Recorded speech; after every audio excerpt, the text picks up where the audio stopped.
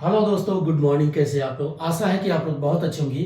चलिए दोस्तों, आज बात करते हैं यूजीसी नेट पेपर फर्स्ट, जिसमें आज का आपका टॉपिक रहेगा टीचिंग एप्टीट्यूड। दोस्तों, टीचिंग एप्टीट्यूड में हमें क्या क्या पढ़ना, अब पेपर करीब आ रहे हैं और जिन लोगों ने अभी फॉर्म नहीं भरा वो फॉर्म फिल कर दें, क्योंकि बाद में ना तो सर्वर बहुत ज़्यादा दिक्कतें करती फॉर्म भरने में, इसलिए अभी से फॉर्म अपना भर दें और सेंटर को ध्यान रखें कि जहाँ पर उनको नज़दीक पड़े वहीं सेंटर भरें, क्योंकि जून में बहुत गर्मी होती है, इसलिए ध्यान से फॉर्म भरें और पढ़ाई को अपना जारी शुरू कर दें। चलिए, तो टीचिंग एप्टीट्यूड में हमें क्या क्या पढ़ना है पहले एक एक करके समझेंगे। पहले इसके बेसिक कॉन्सेप्ट को समझते हैं।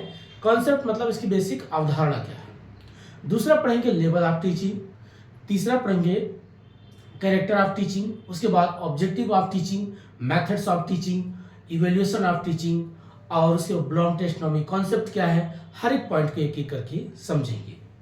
तो अब समझते हैं पहले टीचिंग से। और दोस्तों, टोटल इसमें 10 यूनिट है, जो कि पेपर 1 में हर एक यूनिट से पहले 5-5 क्वेश्चन आते थे।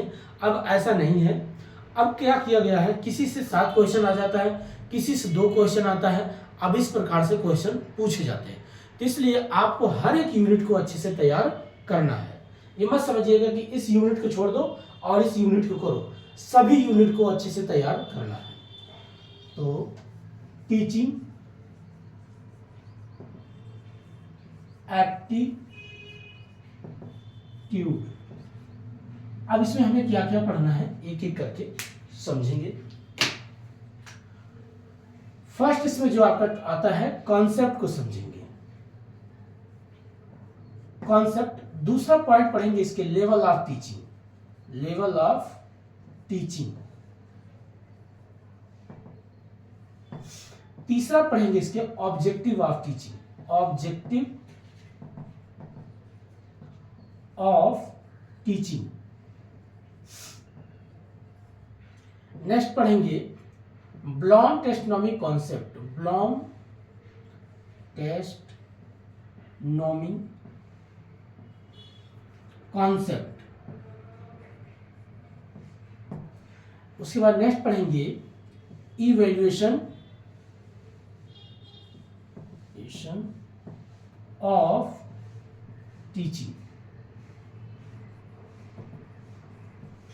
नेक्स्ट उसके बाद अगला पढ़ेंगे प्रिंसिपल ऑफ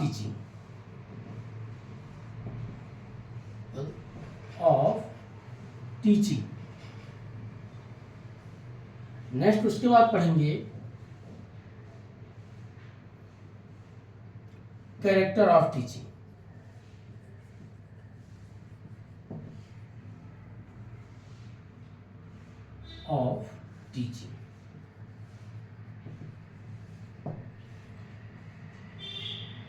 ये पूरा बेसिक इसके क्या है टीचिंग का। और उसके बाद methods of teaching, methods of teaching. ठीक है दोस्तों, ये जितने पॉइंट है ये सब आपके पूरा सिलेबस में दिया हुआ है। अब इसमें आपको अगर हर एक पॉइंट को अच्छे से समझ जाते हैं, कॉन्सेप्ट को पूरा अच्छे से समझ जाते हैं, तो आपके लिए टीचिंग बहुत आसान होती है। अब टीचिंग अगर पूछा जाता टीचिंग होता क्या है, कॉन्सेप्ट की अगर बात करें, अब यहां शुरू करते हैं। टीचिंग मीन्स होता है आप जो बात करते हैं, जो आपके पास ज्ञान है, जो नॉलेज है, अगर आप दूसरे तक सही शब्दों में, सरल शब्दों में आप पहुंचा देते हैं, उसको समझा देते हैं, इसी को ही टीचिंग कहते हैं।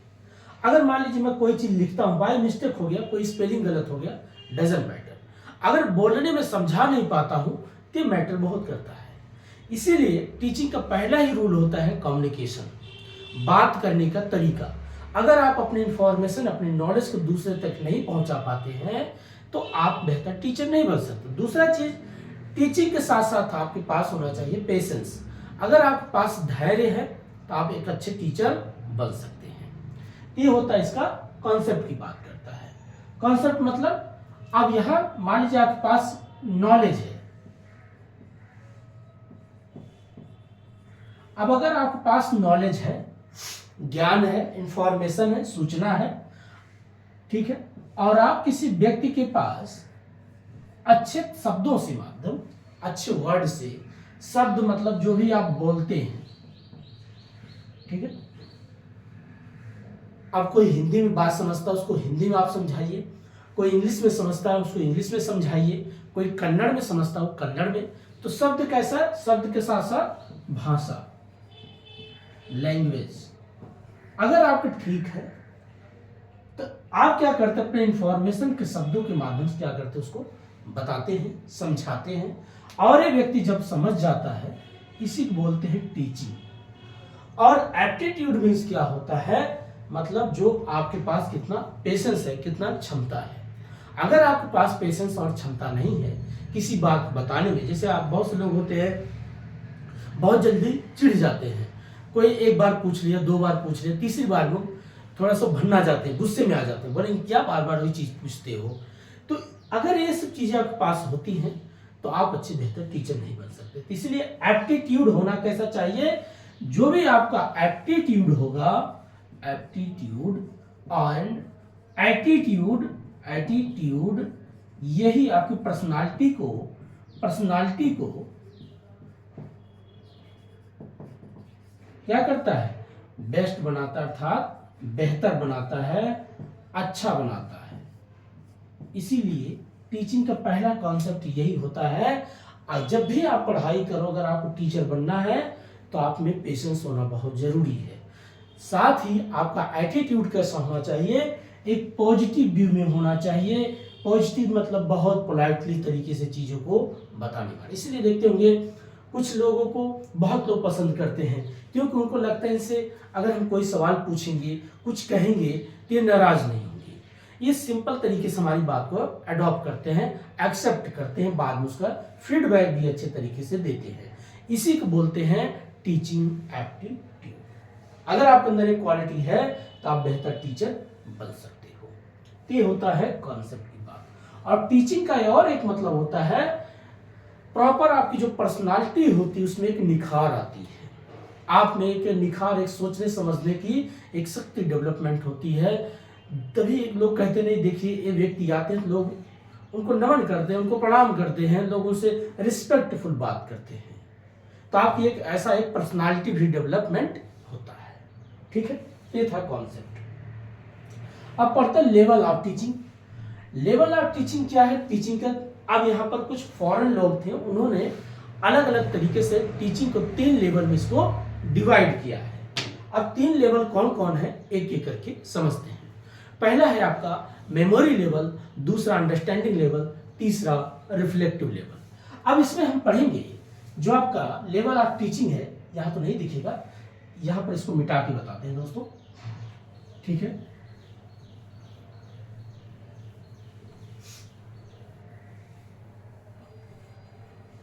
चलिए। तो जब आप पढ़ेंगे लेवल ऑफ टीचिंग के, इसके 3 लेवल। पहला है मेमोरी लेवल,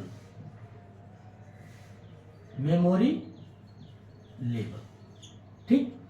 अब मेमोरी लेवल मीन्स क्या होता है, जो बच्चा क्लास 1 से लेकर क्लास 5 तक का देखते होंगे जब पढ़ता है तो उसको आप रटाते हैं, समझाते हैं, उसको हर एक लेटर से, हर एक अक्षर से उसको परिचित कराते हैं कि बेटा ये देखो ए है। जैसे आप देखते होंगे क्लास 1 तो उसको ए लिखना आप सिखाते हैं, या आप छोटा लिखना सिखाते हैं। आप ये जो चीजें उसको परिचित कराते हैं, एक चीज से उसको रटाते हैं, दिखाते हैं, समझाते हैं, उसे बोला गया है मेमोरी लेवल। और क्लास 1 से क्लास 5 तक के बच्चे को अगर देखा जाए, क्लास 1 से क्लास 5 तक के बच्चे क्या होता है, अभी एक एक चीज जिसको बोलते हैं नर्सरी क्लासेस, तो ये क्या होता है, प्राइमरी जो स्कूल होती है उसी बोलते हैं मेमोरी लेवल कॉन्सेप्ट। अब मेमोरी लेवल कॉन्सेप्ट किसने दिया था, उनका नाम था हर्बर्ट। उनका नाम था हर्बर्ट नाम के एक व्यक्ति थे, उन्होंने इस कॉन्सेप्ट को दिया था। इस बात को याद रखना, क्योंकि यहां से क्वेश्चन पूछता है आपका मैचिंग करने का कि मेमोरी लेवल कॉन्सेप्ट किसने दिया, उनका नाम था हर्बर्ट। अब हम दूसरा बात करते हैं, ये तो हो गया मेमोरी। अब बात करते हैं नेक्स्ट आपके दूसरा जो लेवल है उसको हम बात करते हैं अंडरस्टैंडिंग लेवल। ये फर्स्ट था, अब दूसरा हम बात करेंगे अंडरस्टैंडिंग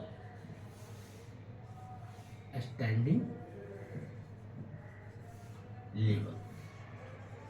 अब अंडरस्टैंडिंग लेवल मीन्स क्या होता है, जब आप देखते हो क्लास 6 से लेकर के क्लास 12 तक के बच्चे को अगर ध्यान से देखा जाए तो उसको लिखना, पढ़ना, बोलना एक प्रकार से उसकी माइंड में एक समझ आना शुरू हो जाता है। अगर और भी आगे देखेंगे, या तो आप 9th से लेकर के बच्चे को आप देखिए तो उसमें काफी चेंज आ जाता है। लिखना सीख जाता है, पढ़ना सीख जाता है, बोलना सीख जाता है, टॉपिक जो उसको होमवर्क दिया जाता है वो बेहतर करके तैयार करता है। इसी को बोलते हैं अंडरस्टैंडिंग लेवल। और अंडरस्टैंडिंग लेवल जब तैयार होता है इसमें, उसमें समझ आ जाती है, लिखना, पढ़ना, बोलना। इस कॉन्सेप्ट को किसने दिया? उनका नाम था मोरिसन। मोरिसन नाम के एक व्यक्ति थे, उन्होंने इस कॉन्सेप्ट को दिया था। तीसरा बात करते हैं दोस्तों। तीसरा आपका बात होता है अगला level, reflective level. Reflective level. अब रिफ्लेक्टिव लेवल मीन्स क्या होता है? जब आप देखते होंगे, जब आप बीए करते हैं या बीकॉम करते हैं या बीएससी करते हैं,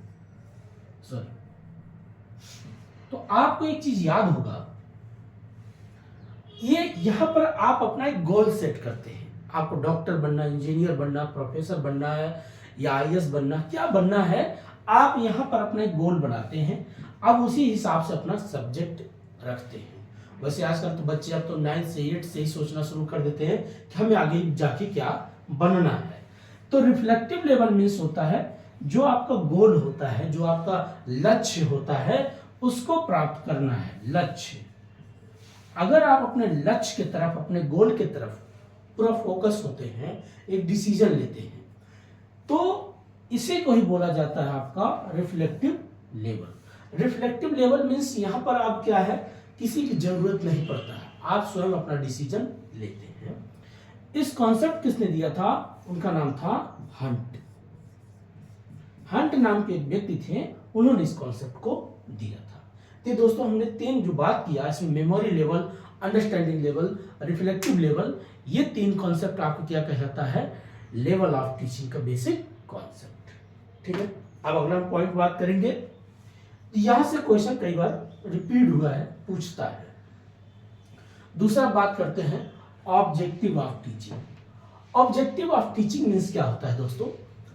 जैसे टीचिंग का ऑब्जेक्टिव क्या है? आप अगर पढ़ाई करते हो या आपका कोई गोल है, आप उसको पूरा करना चाहते हो, तो पूछा जाए आपका ऑब्जेक्ट क्या है। बहुत लोग पूछते हैं कि आपका ऑब्जेक्ट का, आपका उद्देश्य क्या है? बड़े शहरों में जाना या छोटे शहरों में जाना या बड़े कॉलेज में एडमिशन लेना या छोटे स्कूल में एडमिशन लेना, ऐसा क्यों आप करते हैं? आपका ऑब्जेक्ट क्या है? आप साइंस ही क्यों पढ़ना चाहते हो? आप आर्ट सब्जेक्ट क्यों पढ़ना चाहते हो? आप कॉमर्स सब्जेक्ट क्यों पढ़ना चाहते हो? ये आपका पूछा जाता ऑब्जेक्ट क्या है, लाइफ में का उद्देश्य क्या है। तो ऐसे ही टीचिंग का एक बेसिक उद्देश्य क्या होता है, इसको समझें। अब इसमें क्या समझेंगे कि भाई हमें, मान लीजिए मुझे टीचर बनना है, तो मेरा उद्देश्य है मुझे और पढ़ना है, इंफॉर्मेशन और क्या करना है, कलेक्ट करना है, और ज्यादा चीजों को हमें जानकारी बढ़ाना है, अपडेट रहना है, देश दुनिया में चल क्या रहा है, इकोनॉमिक्स फील्ड में क्या चेंज हो रहा है, या पॉलिटिकल फील्ड में, जियो पॉलिटिकल फील्ड में क्या चेंज हो रहा है। इस सब पॉइंट को हमें हमेशा अपडेट होना पड़ेगा, पढ़ना पड़ेगा।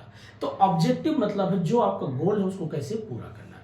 तो टीचिंग का ऑब्जेक्टिव होता है एक बेहतर समाज को बनाना, एक बेहतर स्टूडेंट का निर्माण करना, एक बेहतर देश को बनाना। इसीलिए कहते हैं गुरु क्यों पूजा जाता है? पूजने मतलब ये नहीं कि उनका धूप अगरबत्ती करना, एक रिस्पेक्टफुल उनको दर्जा क्यों दिया जाता है? कारण यही है क्योंकि गुरु ही एक ऐसा है जो लोगों को सही दिशा दे सकता है, जो भटके हुए सही मार्ग सिखा सकता है।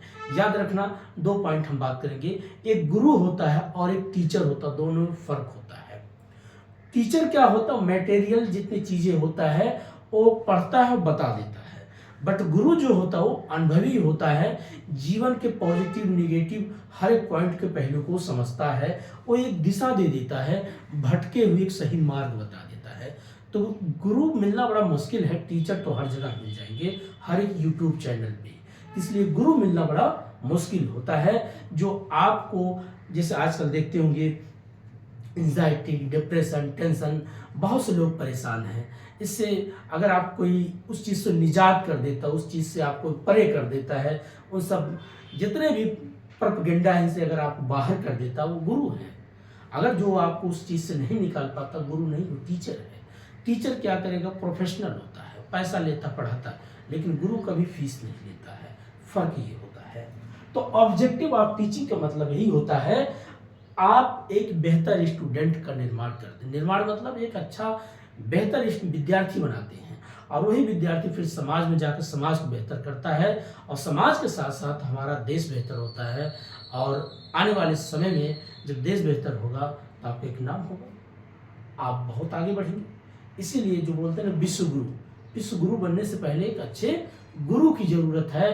अच्छे बेहतर टीचर की नहीं, हमें एक बेहतर गुरु की जरूरत है, और वो ऐसा गुरु हो जो निस्वार्थ भाव हो। स्वार्थी कभी गुरु नहीं होता है, निस्वार्थ जो होगा वही गुरु बनता है। तो ऑब्जेक्टिव ऑफ टीचिंग यही कहता है कि बेहतर गुरु बने और बेहतर विद्यार्थी का निर्माण करे, और बेहतर जब विद्यार्थी निर्माण होगा तो बेहतर समाज का निर्माण होता है। यही होता है आपका ऑब्जेक्टिव ऑफ टीचिंग, और इसमें ज़्यादा कुछ नहीं है। अगला बात करते हैं, ब्लॉम टेस्टोनॉमी कॉन्सेप्ट क्या है। देखिए दोस्तों, ब्लॉम टेस्टोनॉमी कॉन्सेप्ट एक व्यक्ति है, उन्होंने इसको 3 भागों में डिवाइड किया है। अब 3 भागों में क्या क्या, जैसे अगर आप पढ़ाई कर लेते हो, आपका दिमाग बुद्धि अच्छी काम करती है, आप सोचने लग जाते हैं, पढ़ने लगते हैं, लिखने लगते हैं, जीवन में सही गलत की पहचान कर लेते हैं, ये आपका कॉग्निटिव होता है, जिसको हेड बोलते हैं।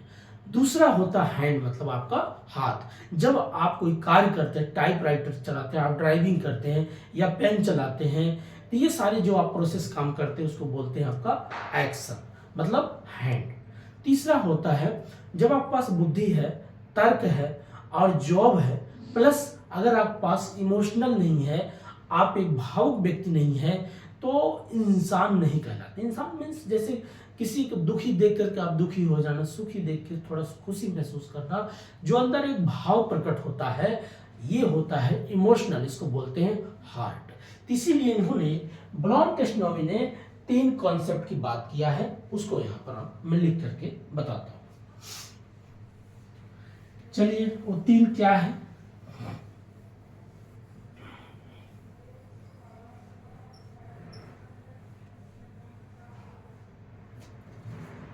तीन जो आपके ब्लॉम टेस्टोनॉमी कॉन्सेप्ट में दिया है, एक आपका होता है, जैसे मान लीजिए यहां पर बना देते हैं, एक व्यक्ति है, ऐसे इसको आप जल्दी समझेंगे। ये सिर है, इसको हेड बोलेंगे, और ये हैंड है, HAND कर दो, हैंड है, और यहां मान लीजिए इसका दिल बना देते हैं, ये इसका हार्ट है, बस HEART, हार्ट। बस इन्होंने इसी 3 कॉन्सेप्ट की बात किए थे। अब हेड है, तो दिमाग में आपके क्या होता है? आप सोचते हैं, लिखते हैं, पढ़ते हैं, बचपन से लेकर के जब तक आप जीवित रहते हैं, सब आपके दिमाग में चीजें रहती हैं। तो इसको बोलते हैं कॉग्निटिव, क्या बोलते हैं?